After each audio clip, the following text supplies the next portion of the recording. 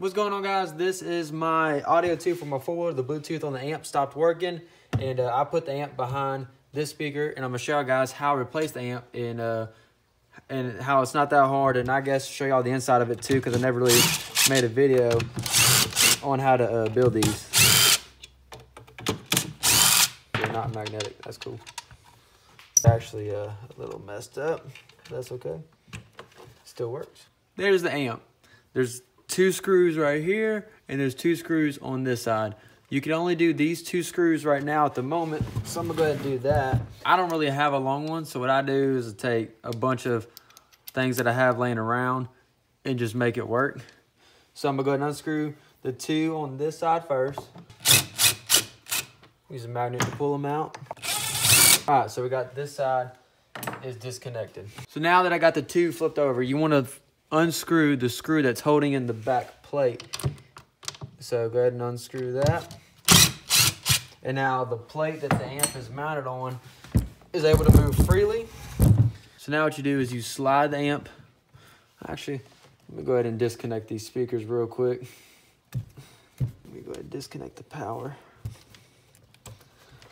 I'll move this polyfill too while I'm at it, just to make it easier to slide. All right, so I got enough removed to where I can get back to unscrewing. So I'm gonna put my extension back on.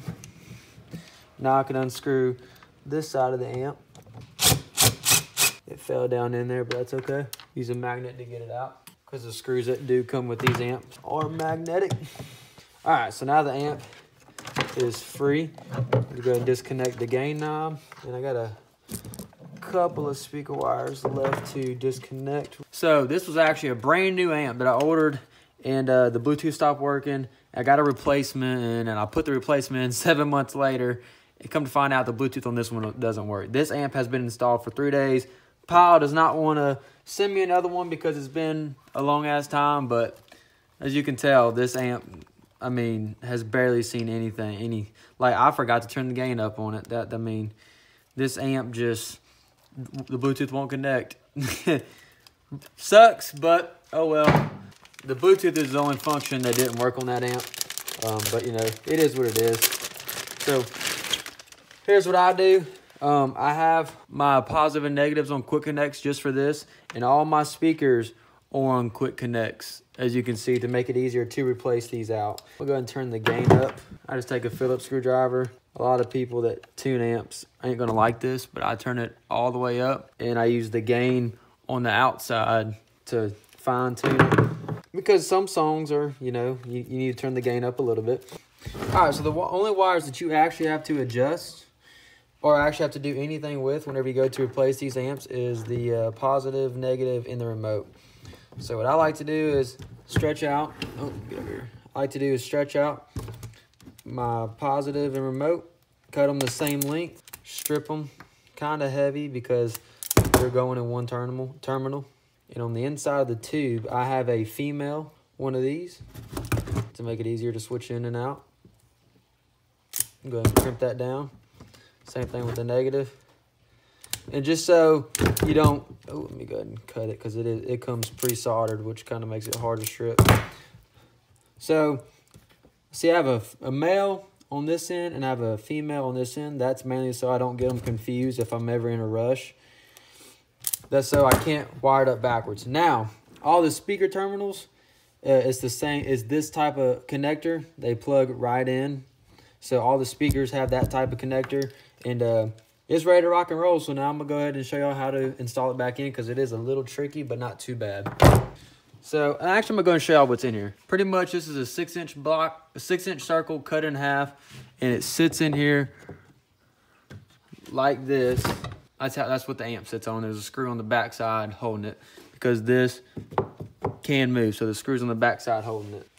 So you kind of put it to where you can get 2 screws in it. And the screws don't have to go back in the same exact spot. It don't really matter too much on that. Now what we're going to do is slide the amp over.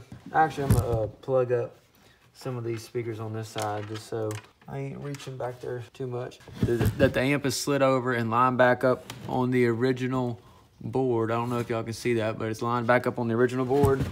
Now you go finish putting the other 2 screws back in. And since mine's Rhinoline, you can easily see that white strip right there. You can easily see that the board needs to come this way to where it lines up to where it used to be when I spray painted it. Because I had the amp installed when I spray painted it. Or Rhinolined it, so to speak. And what you want to do is start it. Yep, it bit. So now you can see the amp isn't moving nowhere. It's kind of crooked because that's the way I mounted it on the block, but the amp ain't moving around at all. So now we can finish connecting up these other speakers. We also have the gain knob, which is 3.5 millimeter jack. We also have the positive and the negative. Here goes the positive, here goes the negative. Then we also have the very front speakers, which is positive and negative. Alrighty, now I can kind of shove these wires a little bit. I like to put polyfill on the back side of it, kind of keep that less hollow sound. I don't worry about the amp getting hot too much. I went 6 hours without it distorting, or I haven't blown a fuse yet, so I ain't too worried about it. And all I do is I use these cheap Boss speakers. You know, they sound decent, and I'm not too worried about blowing anything. So that's what's good about them. I did break the terminal on this one, but it happens. And I try to line the holes back up as much as possible. All right, now there's a new amp in it, and that's all there is to it. It takes a little bit of time. It is a little time consuming, and it does suck, but that's how you replace an amp on this audio tube. Hope y'all guys enjoyed. Thanks for watching, and I guess I'll do a video on how it sounds and everything that I got done to it.